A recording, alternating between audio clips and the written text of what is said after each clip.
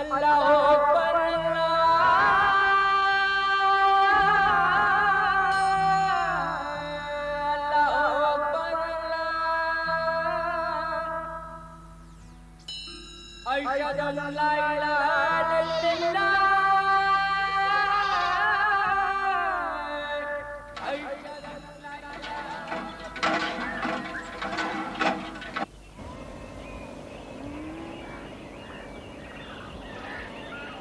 आदाब चौधरी जी, आदाब। राम राम। अरे साहू जी, ओ साहू जी,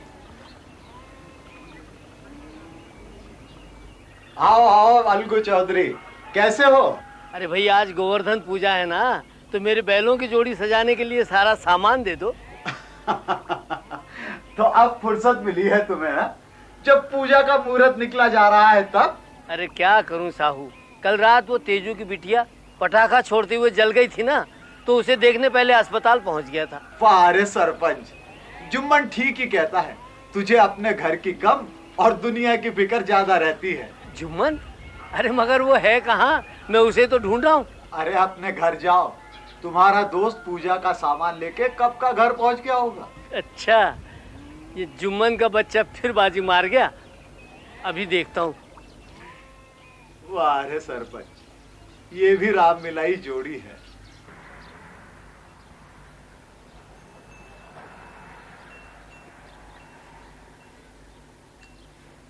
जुम्मन, ओ जुम्मन। अरे अलगू, आ गया तू।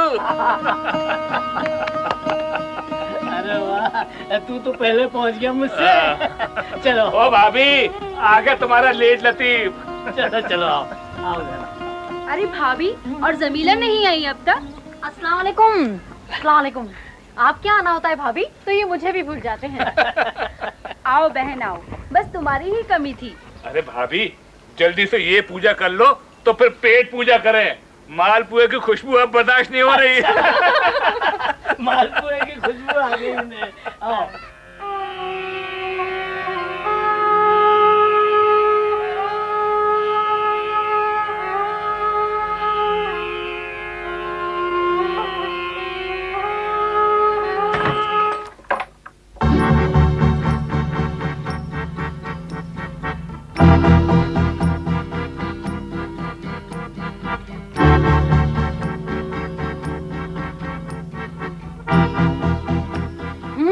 तो नौबत अब यहाँ तक आ गई। क्या भूख से मरी जा रही थी, जो हमारी नजरें बचाकर दावत उड़ाई जा रही है। तुम अभी तक वहीं खड़े हो, देखते नहीं क्या हो रहा है। खालाजान आपको कितनी बार समझाया है, आपकी सेहत ऐसी नहीं कि आप दिन में 2 बार का खाना हजम कर सके। 2 वक्त की रोटी? अरे 2 वक्त की रोटी तो तब तक मिलती थी जब तक मैंने अपनी सारी मिल्कियत तेरे नाम नहीं की थी। लेकिन अब मेरी जमीन और मकान सब कुछ अपने नाम करा के आज मुझे दाने दाने को मोहताज कर दिया है तूने और तेरी बीवी ने। दाने दाने को मोहताज हो तो अब तक मरी कैसे नहीं बुढ़िया, जोंक की तरह चिपकी हुई हो। तो लौटा दे मेरे खेत और निकल जा मेरे घर से। जितना रुपया तेरे पेट में झोंक चुके हम, उतने से तो पूरा गांव खरीद लेते। तू जमीन और मकान की बात करती है। या अल्लाह, अब मुझसे और बर्दाश्त नहीं होता। या मेरे खुदा, तू ही बता मैं क्या करूं, मैं क्या करूं।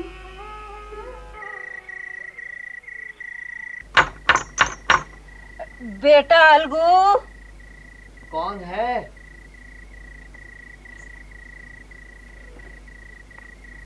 अरे खाला, इस वक्त क्या बात है? बेटा, अब मुझसे और सहा नहीं जाता। और तू तो इस गांव का सरपंच है ना, एक काम कर दे, इस बुढ़िया को इंसाफ दिला दे। मैं तेरे पांव पड़ती हूँ। अरे अरे क्या करती हो खाला? जुम्मन मेरा बचपन का दोस्त है, मैं उससे बिगाड़ नहीं कर सकता। हाँ? अरे मैंने तो सुना था कि पंचों के मुंह से खुदा बोलता है, और तू तू बिगाड़ के डर से ईमान से कतराएगा? अरे मैं पंचायत बुलाऊंगी। पंचायत।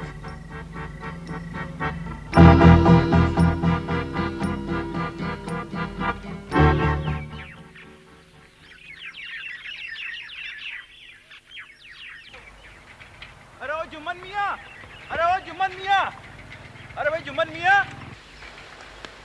क्या हुआ नासिर मियाँ? लो, आप यहाँ बैठे आराम फरमा रहे हैं और वहाँ आपकी खालाजान पंचायत बुलाने की तैयारी कर रही है। पंचायत? उसकी ये हिम्मत? बुढ़िया का दिमाग फिर गया है। अरे पंचायत बुलाने से कहीं इंसाफ मिलता है? हाँ? बुलाने दे पंचायत। अरे सरपंच तो अपना ही यार है, अलगू चौधरी। नेकी का जमाना नहीं। हाँ भाई, अब पंचायत की कार्रवाई शुरू की जाती है। हाँ खाला, तुम्हें जो कुछ कहना है पंचों के सामने कहो।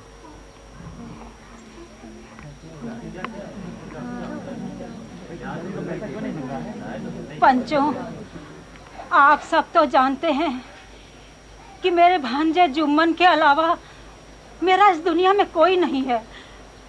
3 साल पहले मैंने अपनी सब जमीन और जायदाद जुम्मन के नाम लिख दी थी और उसने वादा भी किया था कि वो मुझे तायात रोटी और कपड़ा देगा। कुछ दिन तक तो सब ठीक चलता रहा, मगर साल भर से ना तो उसने मुझे भरपेट खाने को रोटी दी है और ना ही तन ढांकने को कपड़ा।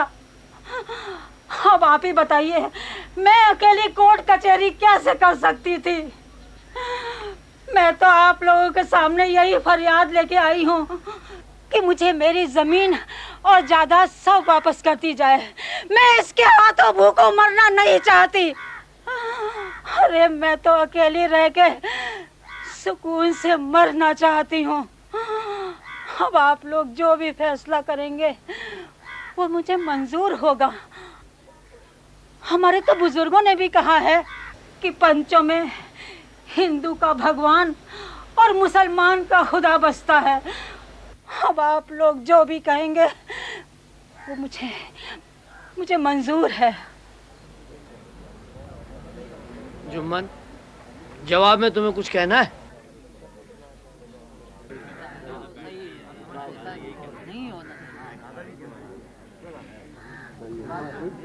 पंचों, खुदा गवाह है कि मैंने खाला जान को आज तक रोटी कपड़ा बकायदा मुहैया करवाया है, पर अब वो मुझसे माहवार रकम भी मांगती है।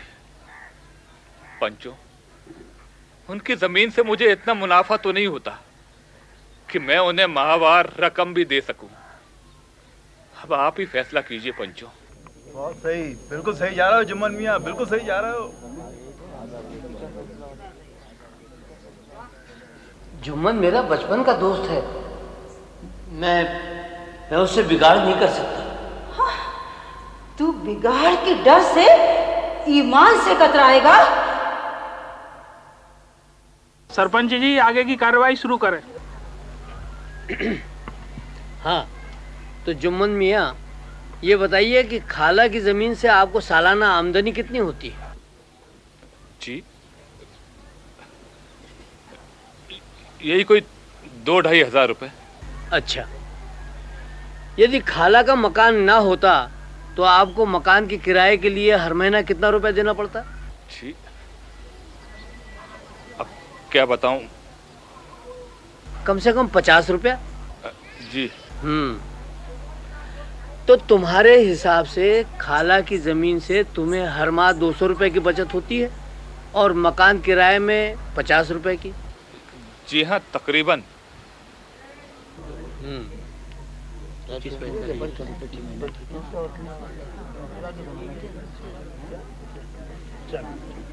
नासिर मियाँ, ये अलगू चौधरी को क्या हो गया? मेरी जड़ें खोदने पर आमादा है।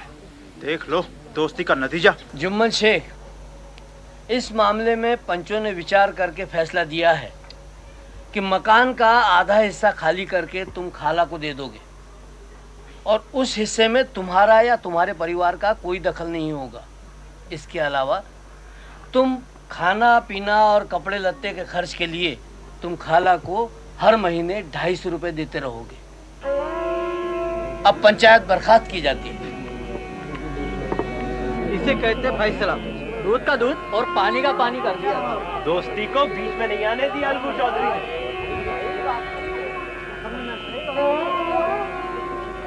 अल्लाह तुम्हें लंबी उम्र दे और ऐसे ही नेक फैसला करने का हौसला।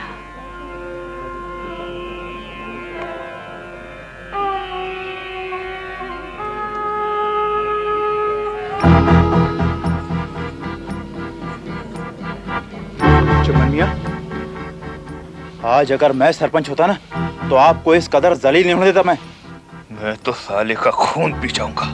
फिक्र मत करो जुम्मन मियां, बस 1 महीने की तो बात है। आपको सरपंच बनाने की खातिर अलगू ने इस बार के चुनाव में अपना फार्म भी नहीं भरा है।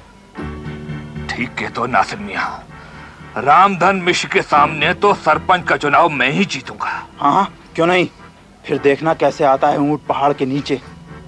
न मजा चखाया इस अलगू चौधरी के बच्चे को तो मेरा नाम भी जुम्मन शेख नहीं। चलो।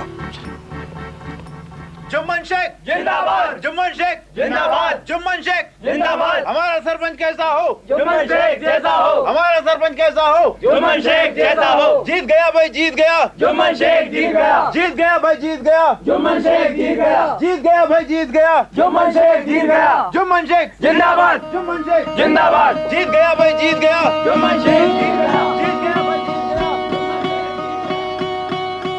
न जाने क्यों मुझे लगता है इस चुनाव में खड़े न होकर तुमने ठीक नहीं किया। तुम बेकार ही गलत सोचती हो। भगवान पर भरोसा रखो। तुमसे ज्यादा जुम्मन शेख को मैं ही जानता हूँ।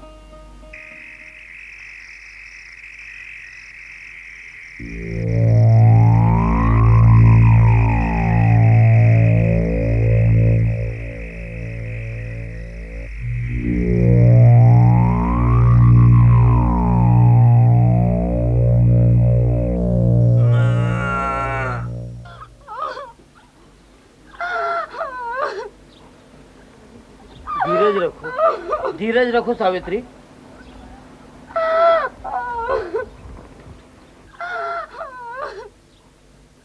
लगता है किसी ने बैल को जहर दे के मारा है।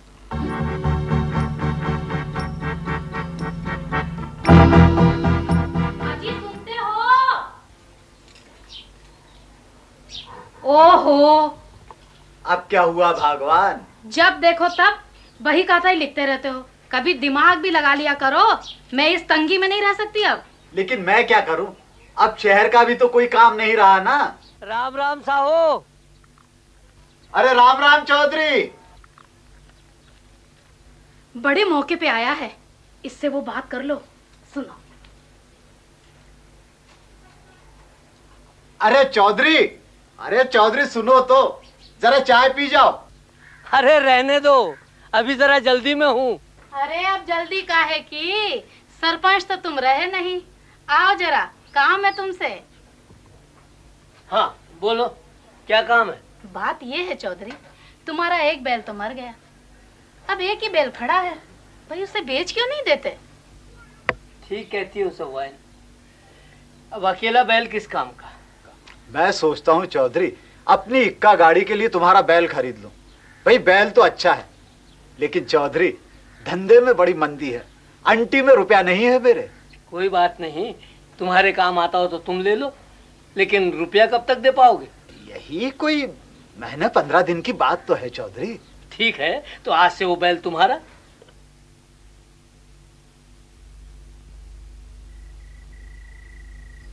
सावित्री, सो गई क्या? नहीं तो। क्या सोच रही हो? यूं ही किसी की नजर लग गई हमारे घर को। धीरे धीरे पूरी रौनक जाती जा रही है। एक बैल बचा था, सो तुमने उसे भी बेच दिया। मैंने सोचा एक बैल हमारे किसी काम का नहीं, और फिर खाने का खर्चा हमारे सिर पर होता, इसलिए मैंने साहू को बेच दिया हो। पर लेन देन की बात तय की? हाँ, 2000 तय हुआ है। 1000 15 दिन बाद और बचे हुए 1000 उसके 15 दिन बाद। हाँ हाँ जल्दी कर ना। अरे कितनी देर लगा रहा है। हाँ, ला रे उठा के ला सामान। हाँ शाबाश शाबाश। बस भी करो। हाँ, कितना ला दोगे? 3-3 4-4 खेपे करते हो शहर की। जा जा जा। बैल का कुछ तो ख्याल करो। शाबाश शाबाश चल अरे चल। बहरे हो गए क्या? अरे कुछ नहीं होता उसे, बड़ा मजबूत बैल है। न चारे की फिक्र न पानी की, बेचारा 8-10 दिन में ही पिसता गया है। अरे शहर के 4-4 6-6 चक्कर नहीं लगाऊंगा तो कमाई कैसे होगी? हाँ? और फिर ये सब तेरे लिए ही तो कर रहा हूँ। हाँ। हे भगवान, अब इसे कौन समझाए?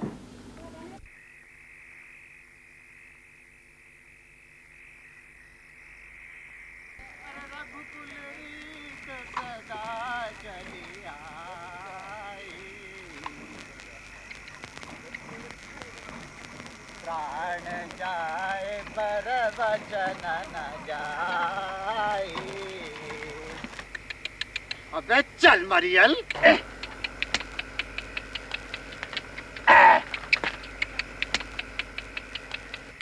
चल, घर नहीं पहुंच रहा क्या आज? हैं? चल।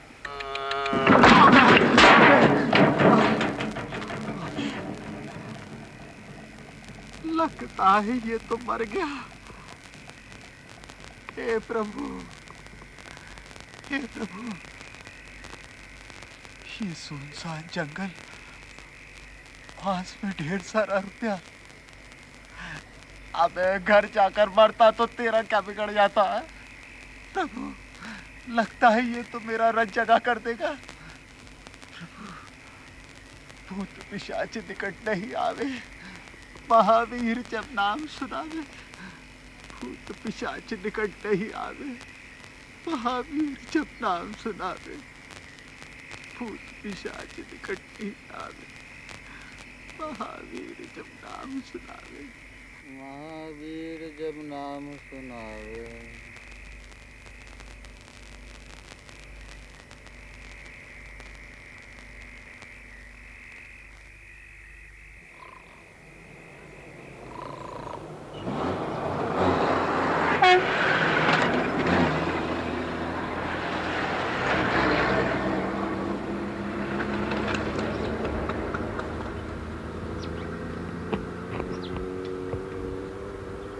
अरे अरे मेरा सामान, अरे मेरा सामान कहाँ गया?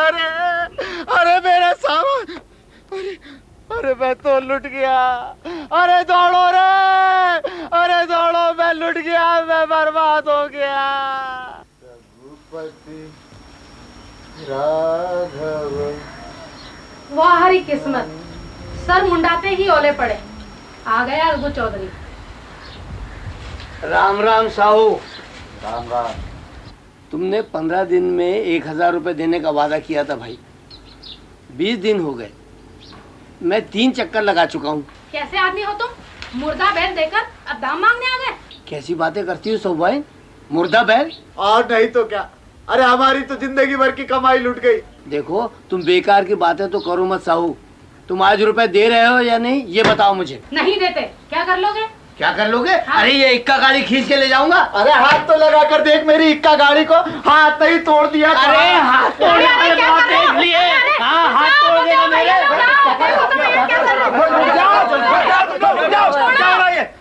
क्या झगड़ा चौधरी जी? ये मेरे रुपए। अरे मुझे सब मालूम है, सब मालूम है मुझे, मगर इस तरह हाथ पैर तोड़ने से काम नहीं बनेगा। आप लोग ऐसा करो, पंचायत कर लो। पंचायत? नासिर भाई, ठीक है ठीक है, पंचायत कर लेते हैं, वहीं फैसला हो जाएगा। चलो चलो। अरे नासिर भाई क्या करवाते हो? मरवा मत देना, मेरी कहीं जगह सही मत करवा देना। तुम फिक्र न करो साहू, तुम्हारा बाल भी बांका नहीं होगा। और फिर पंचायत तो अपनी मुट्ठी में है। जुम्मन को भी यही मौका है, उसे भी अलगू से एक पुराना हिसाब चुकाना है। अरे भगवान, कहीं ऐसा न हो इन दोनों के झगड़े में मेरी दुकान ही बंद हो जाए। पर तुमको पंचायत वाली बात नहीं माननी चाहिए। जुम्मन भाई सरपंच हैं और जब से तुमने पंचायत में उनके खिलाफ फैसला दिया है, वो तुम्हारे दुश्मन बन गए हैं। पर मैं पंच परमेश्वर में विश्वास करता हूँ, वो जो भी करेंगे ठीक ही करेंगे।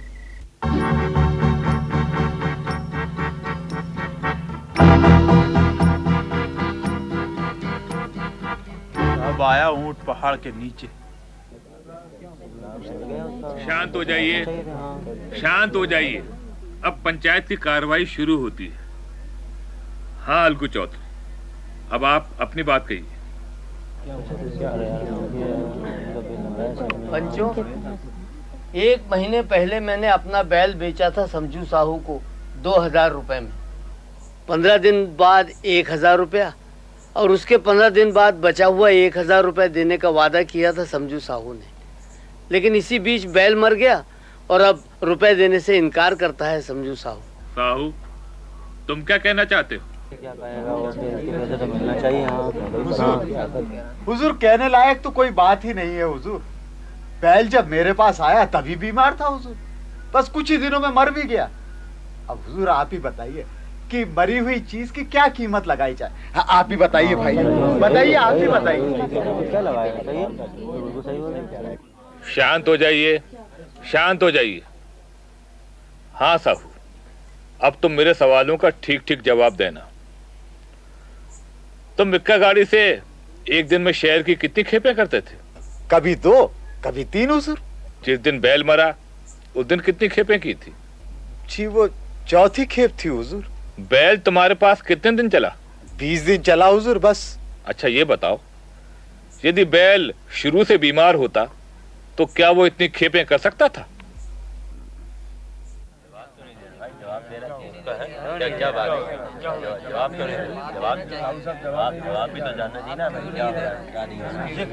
सरपंच की गद्दी पर बैठते ही सबको क्या हो जाता है?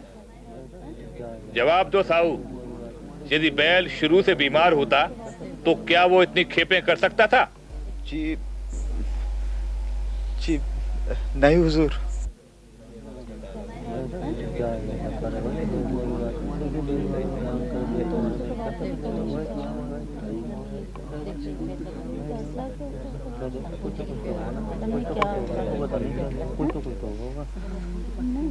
पंचों ने अलगू चौधरी और समझू साहू के मामले पे पूरी तरह से गौर करने के बाद ये फैसला किया है कि समझू साहू अलगू चौधरी को बैल के पूरे दाम तुरंत चुकाएगा। अब पंचायत बर्खास्त होती है।